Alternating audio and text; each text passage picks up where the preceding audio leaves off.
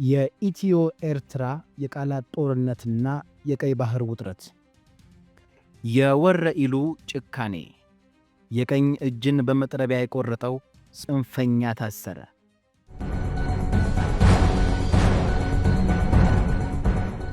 ጤና ይስጥልን ክቡራንና ክቡራን የዩቲዩብ ቻናላችን ቤተሰቦች፣ የሰዓቱን አጫጭር የሀገር ውስጥና የውጭ ዜናዎችን ይዘንላችሁ መጥተናል። ትኩስ መረጃዎች በየቀኑ እንደተለቀቁ ማስታወሻ መልእክት እንዲደርሶ የዩቲዩብ ቻናላችንን ሰብስክራይብ በማድረግ የደውል ምልክቱን መጫኖን አይዘንጉ። ወደ መረጃዎቹ እናልፋለን።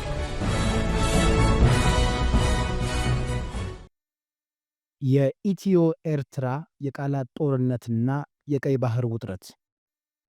በሰሜን ኢትዮጵያ በተካሄደው የትግራይ ጦርነት ወቅት የጠበቀ ወታደራዊ አጋርነት የነበራቸው ኢትዮጵያና ኤርትራ አሁን ወደ ቃላት ጦርነት መሸጋገራቸው በምስራቅ አፍሪካ ቀጠና ላይ አዲስ የጦርነት ስጋት መደቀኑን ቢቢሲ በሰሞነኛ ዘገባው አመለከተ።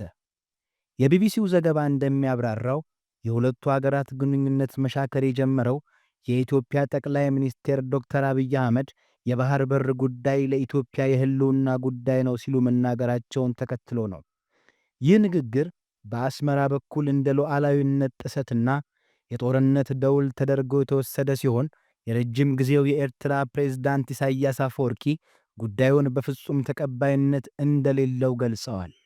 ምንም እንኳን እስካሁን ወደ ሙሉ ግጭት የተገባ ባይሆንም በሁለቱም ወገን የሚታዩ እንቅስቃሴዎች ስጋቱን ያባባሱት መሆኑን ተንታኞች ይገልጻሉ። ቢቢሲ ያነጋገራቸው የፖለቲካና የደህንነት ባለሙያዎች እንደሚሉት የአሁኑ ሁኔታ ከ1998ቱ የሁለቱ ሀገራት የድንበር ጦርነት በፊት ከነበረው ድባብ ጋር ተመሳሳይነት አለው። በተለይም የሚከተሉት ወታደራዊ እንቅስቃሴዎች እንደ ዋና ማሳያ ተጠቅሰዋል። የፕሬዝዳንት ኢሳያስ አፈወርቂ መንግሥት ለበርካታ ከፍተኛ ወታደራዊ መኮንኖች የጀነራልነት ማዕረግ እድገት መስጠቱ ሰራዊቱን በተጠንቀቅ እንዲቆም ለማድረግ የታለመ ስልታዊ ዝግጅት ተደርጎ ተወስዷል። በኢትዮጵያ በኩል መጠነ ሰፊ የሰራዊት ግንባታና ወታደራዊ ልምምዶች መደረጋቸው ኢትዮጵያ ለባህር በር ጥያቄዋ ወታደራዊ አማራጭን እንደ የመጨረሻ ካርድ ልትጠቀም ትችላለች የሚል ስጋትን በጎረቤት ሀገራት ዘንድ ፈጥሯል። የጉዳዩን አሳሳቢነት የመረመሩት የፖለቲካ ተንታኞች ግን አሁን ያለው እንቅስቃሴ ለሙሉ ጦርነት ከተደረገ ዝግጅት ይልቅ ዲፕሎማሲያዊ ጫናን የመፍጠር ሙከራ ሊሆን እንደሚችል ይገምታሉ። ኢትዮጵያና ኤርትራ ካለፉት ጦርነቶች ያላገገመ ኢኮኖሚ ስላላቸው ወደ ቀጥታ ጦርነት መግባት ለሁለቱም ራስን የማጥፋት ያህል ከባድ ዋጋ እንዳለው ባለሙያዎች ያስረዳሉ። ሆኖም ከትግራይ ጦርነት በኋላ የተቀረው የኃይል ሚዛንና የክልላዊ ፖለቲካ ፍላጎት ሁኔታውን ወደማይፈለግ አቅጣጫ ሊወስደው እንደሚችል ማስጠንቀቂያ ተሰጥቷል። በተለይም የኢትዮጵያና የሶማሌላንድ የመግባቢያ ስምምነት ጉዳዩን ይበልጥ ውስብስብ አድርጎታል።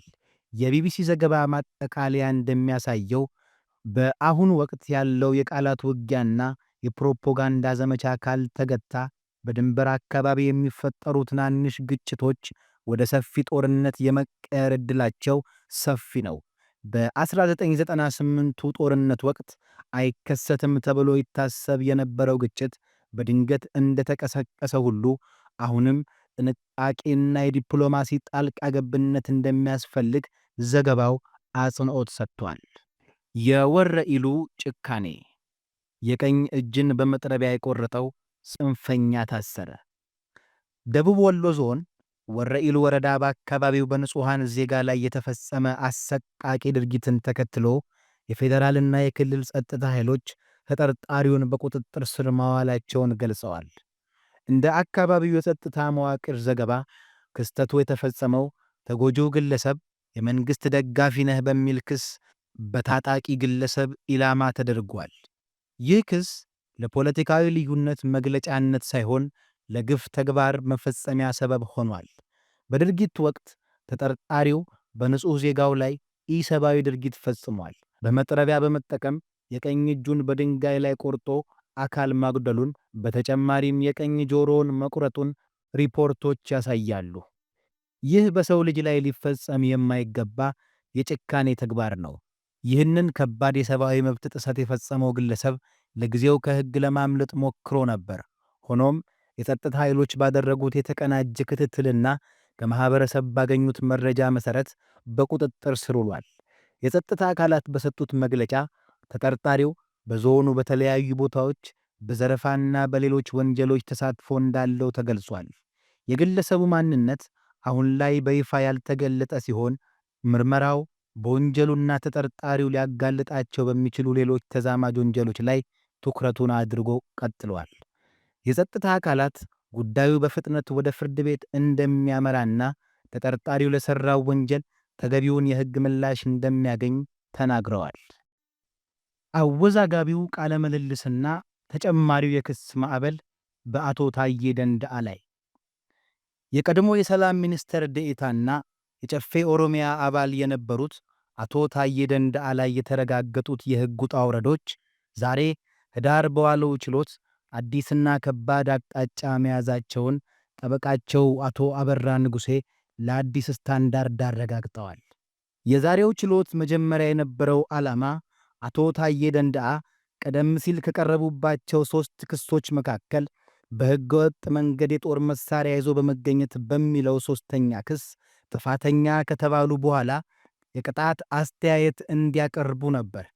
ይሁንና አቃቢ ሕግ በችሎቱ ላይ ባልተጠበቀ ሁኔታ የቅጣት አስተያየት ከማቅረብ ይልቅ 3 አዳዲስ ክሶች ማቅረቡን አስታውቋል። ይህ አሰራር የተከሳሽ ጠበቃን ወገን እንዳስገረመውና አስቀድሞ የሥነ ሥርዓት ለውጥ ማስጠንቀቂያ እንዳልተሰጣቸው ጠበቃ አበራ ንጉሴ ገልጸዋል።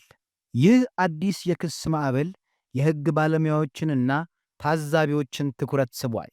የሦስቱ ተጨማሪ ክሶች መነሻ የሆኑት በአቶ ታዬ ደንደዓ በቅርቡ ለሆርን ኮንቬንሽን በተሰኘው ሚዲያ ላይ የሰጡት አስተያየቶች ናቸው።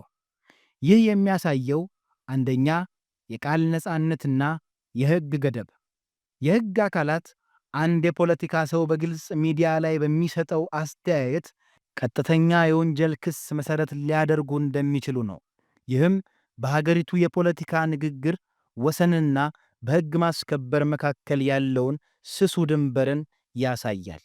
ሁለተኛ፣ የጊዜ አጠቃቀም ወይም ታይሚንግ። ተከሳሹ በአንድ ክስ ጥፋተኛ ተብሎ የቅጣት ውሳኔ በሚጠብቅበት ወሳኝ ወቅት ላይ አዲስና ከባድ ክሶች መቅረባቸው የሕጉ ሂደት ከጉዳዩ የፖለቲካ ገጽታ ጋር ምን ያህል የተቆራኘ እንደሆነ ጥያቄ ያስነሳል። በአጠቃላይ እነዚህ 3 ተጨማሪ ክሶች በአቶ ታዬ ደንደዓ ላይ ያለውን የሕግ ጫና ከፍ የሚያደርጉ ከመሆናቸው ባሻገር በመገናኛ ብዙሃን የሚሰጡ የፖለቲካዊ አስተያየቶች የሚያስከትሉትን የሕግ አደጋ ጥልቀቱን ያጎላል። ክቡራን አድማጮች፣ ለሰዓቱ ብታደምጧቸው ያልነውን አጫጭር መረጃዎች ያደመጣችሁትን ይመስላል። ስለተከታተላችሁን ከልብ እያመሰገንን ከሰዓት በኋላ በሌሎች አጫጭር ጥንክሮች እስከምንገናኝ በያላችሁበት መልካም ውሎ እንመኛለን።